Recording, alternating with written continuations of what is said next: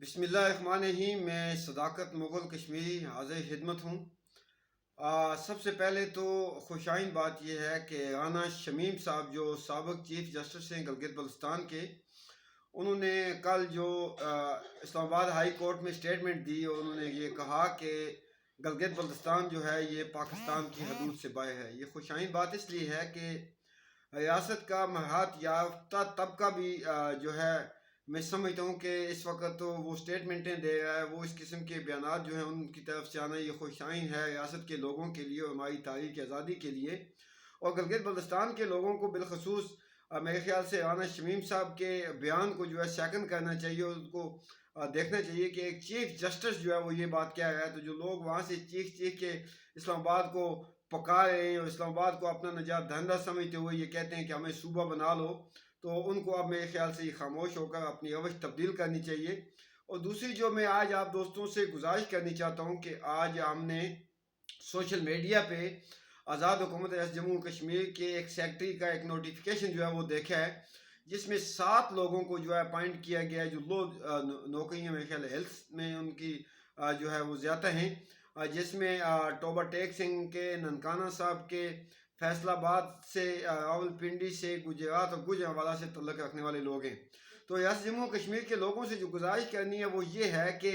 آئین پاکستان کی یہ سرات خلاف ورزی ہے، اس کے ساتھ ساتھ اسٹیٹ سبجیکٹ رول کو وائلیٹ کرتے ہوئے یہ جو اقدام کیے جا رہے ہیں، جیسا کہ JKLF کا یہ موقف رہا ہے 2019 سے لے کے اس وقت تک کہ انڈیا نے جو ریاست جموں کشمیر کے اس حصے کا تشخص ختم کیا ہے، تو یہ پاکستانی اسٹیبلشمنٹ، پاکستانی حکمران طبقے کی اور انڈیا کی حکومت کی جو ہے یہ ایک گٹھ جو ہے، لیکن انفارچونیٹلی اس کے عوض لوگ ہمیں انڈین ایجنٹ کہتے تھے، اس کے عوض لوگ ہمیں جو ہے وہ ذاتی مفادات کی جو ہے وہ ہم پہ الیگیشن اور الزام لگاتے تھے۔ تو الیکشن بائیکاٹ کمپین کے دوران بھی میں نے بھیمبر سے لے کے نیلم تک لوگوں سے یہی درخواست کی، ہمیں چونکہ یہ نقشہ، یہ تصویر ہمارے سامنے تھی کہ خدا نخواستہ اگر مظفر آباد میں PTI کی حکومت آ جاتی ہے، ہمارے لیے تو پیپلز پارٹی ہو، PTI ہو، نون لیگ ہو یا کوئی بھی پاکستانی جماعت جس کی برانچ وہاں پہ ہم یہ سمجھتے ہیں کہ وہ ریاست کے تشخص کو مٹانے کے لیے ہیں، لیکن PTI کی بالخصوص اس لیے ہم نے مخالفت کی کہ ہمیں یہ نقشہ نظر آ رہا تھا کہ خدا نخواستہ اگر مظفر آباد میں PTI کو مسلط کیا گیا تو کل کو وہ گلگت بلتستان کو صوبہ بنانے کے ساتھ ساتھ اس خطے کا تشخص بھی جو ہے وہ مٹا دیں گے، اور جس کا پہلا گفٹ آج یہ اسلام آباد کے دباؤ پہ ہمیں دیا گیا، اور ساتھ جو ہیں نوکریاں جو ہیں ان کو پاکستان سے اپائنٹ کیا گیا لوگوں کو۔ تو لوگوں یاد رکھو، میرے خاندان میں کوئی بھی بندہ گورنمنٹ سرونٹ نہیں ہے، میرے خاندان میں کوئی بھی بندہ گورنمنٹ ملازم نہیں ہے، اور مجھے یہ امید بھی نہیں ہے کہ آگے بھی میری خاندان میں سے کسی کو گورنمنٹ جاب جو ہے دی جائے۔ ہم جو جدوجہد کر رہے ہیں، ہم جو جنگ لائے ہیں، ہم ریاست کی آزادی کی جنگ لائے ہیں، ریاست کے تشخص کی جنگ لائے ہیں، ریاست کی وحدت کی جنگ لائے ہیں۔ تو اس الیکشن کمپین کے دوران کیل کے مقام پہ جب PTI کا جلسہ تھا اور کیا کہتے ہیں گنڈا پوسا وہاں پہ گئے تھے، میری گاڑی پہ حملہ کیا گیا، میرے ساتھ NSF کے اس وقت کے جو سیکرٹری جنرل ہیں غلام مجتبیٰ بانڈے صاحب تھے، ہماری گاڑی کو توڑا گیا اور 3.5 لاکھ روپیہ لگا کے میں نے گاڑی ٹھیک کرائی، ہم زخمی ہوئے، لیکن ہمیں اس قوم سے نہ تو کوئی تغمہ لینا ہے اور نہ ہم کسی چیز کے کیا کہتے ہیں اپنا وفادار ہیں۔ ہم یہ کہتے ہیں کہ یہ ملک ہمارا ہے، اس کے تشخص کی حفاظت ہم نے کرنی ہے، آنے والے نسلوں کے مستقبل کی حفاظت ہم نے کرنی ہے۔ اگر آج ان 7 لوگوں کو ریاست کشمیر میں داخل ہونے دیا گیا تو خدا کی قسم کل ہماری نسلیں، ہماری آنے والی نسلیں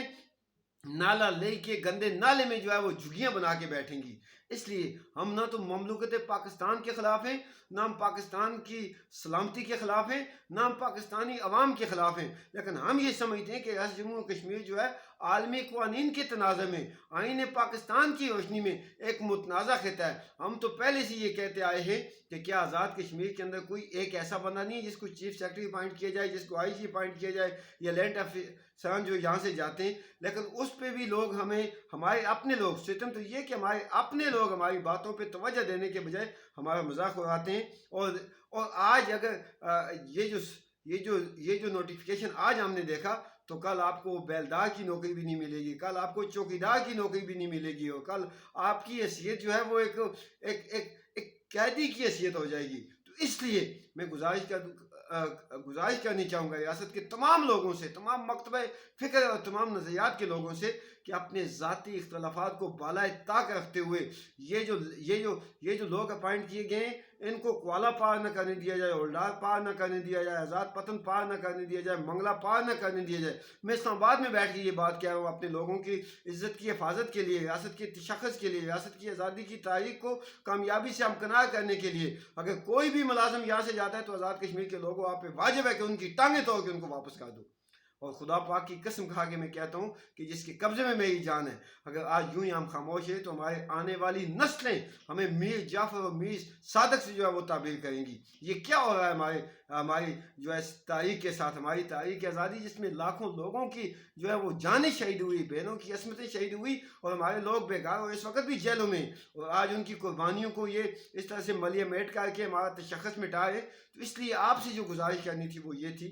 कि अगर आज हम बेदार न हुए तो याद रखो आने वाली नस्लें जो हैं हम उनके मुजरिम कहलाएंगे, और वो लोग जिन्होंने अपनी जानें दी हैं इस तारीख के लिए, रियासत की वादत और तशख़्ख़ुस के लिए, रियासत की आज़ादी के लिए, कल हम रोज़ क़यामत उनके भी जो है उनका भी सामना नहीं कर सकेंगे। लिहाजा आज़ाद कश्मीर के इस लूली लंगई, इस सहूलतकार और गठपुतली हुकूमत को भी सोचना चाहिए कि तुम अगर इस्लामाबाद के ताबे क्या कहते हैं इस्लामाबाद के मफाद के लिए काम करोगे तो तुम रियासत जम्मू और कश्मीर के गद्दार कहलाओगे। और रियासत जम्मू और कश्मीर के हर मकतबा फ़िक्र के लोगों का मैं समझता हूँ फ़र्ज़ बनता है कि इस वक्त उठे। और दूसरी जो अहम बात मैं करनी चाहूँगा वो ये है कि वीडियो तो मेरे ख्याल से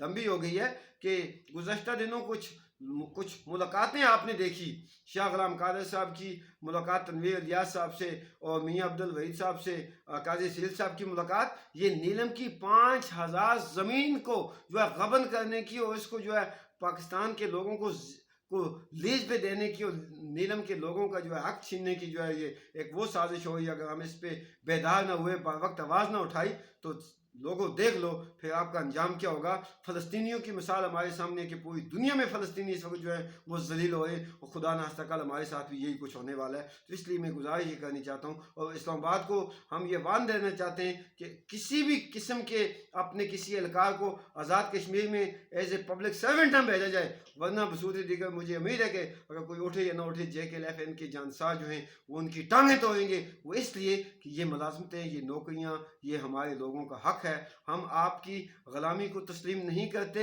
हम आपकी इस बदमाशी को, इस चौधराहट को तस्लीम नहीं करते। हमारी ज़िंदगी जब तक बाकी है हम अपने वतन के तशख़्ख़ुस के लिए, आज़ादी के लिए, वादत के लिए, शनाख्त के लिए और अपने लोगों के हकूक़ के लिए जो है इंशाअल्लाह वो जदोजहद करते रहेंगे। तुमने हमें गोली मारनी है, तुमने हमें पाबंद सलासा करना है, तुमने जो भी करना है इक़दाम वो कर लो, हम इस चीज़ के लिए तैयार हैं। लेकिन हम अपना तशख़्ख़ुस भी नहीं मिटने देंगे और अपने लोगों के हक़ पे कभी भी डाका नहीं डालने देंगे। और मैं उम्मीद रखता हूँ कि कल जब सदाकत मुग़ल कश्मीरी और उसके साथी भेम्बर से